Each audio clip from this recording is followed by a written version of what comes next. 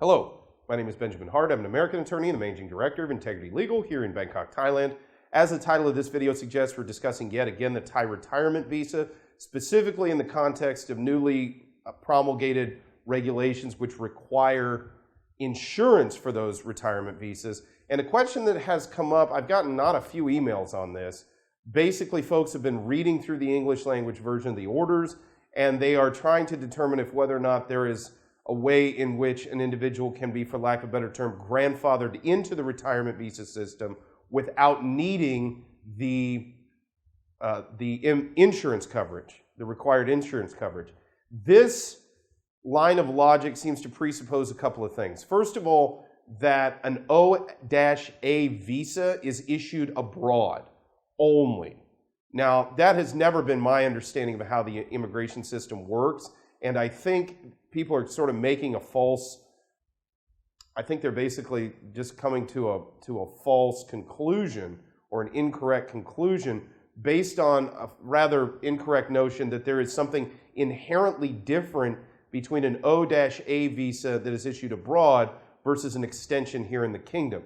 Well, for lack of a better term, the O-A designation is simply an internal immigration label, if you will, that delineates between people who are in O status for retirement purposes versus those who are in O status for other reasons.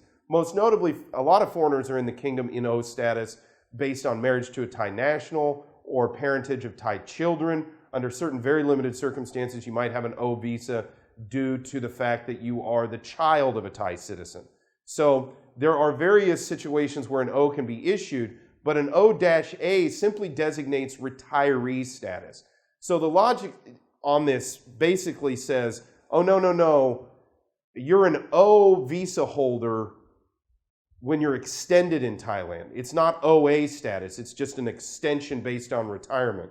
I fail to see the qualitative difference between an OA issued abroad. Yes, I understand there is a difference.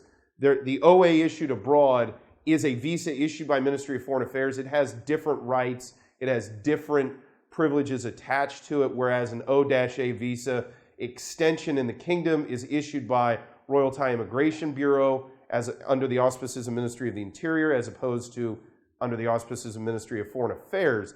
But the rules that we have seen come down have been issued with respect to immigration here internally, and that O-A designation, in my opinion, means retirement visa extensions.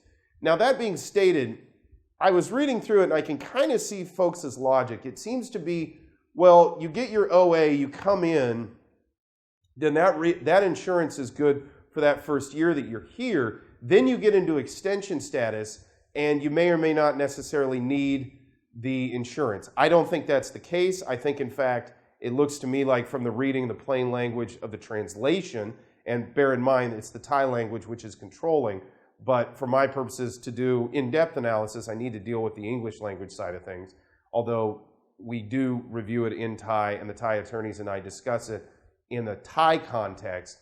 But that being stated, it looks to me like the retirement visa status is re-adjudicated every year.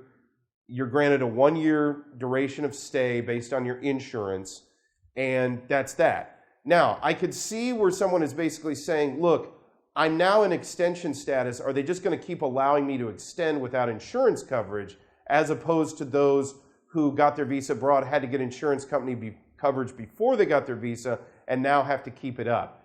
I don't think that that's prudent or wise to presume that that is going to be Thai immigration's stance on this. I think it looks to me like you're going to have to prove up insurance every time you go in for an extension and show that you will have coverage throughout the proposed period of your stay in the kingdom. But that being said, I can kind of see where they've teased that out. Folks have teased out the notion that you might be grandfathered in because you're perpetually extending rather than needing to get a whole new visa. But I think that logic is based on the notion that there's some qualitative difference between an extension in country and a so-called OA visa issued abroad. OA, the way I read it, is simply an internal immigration label they place on all of those who are in O status for the specific purpose of retirement.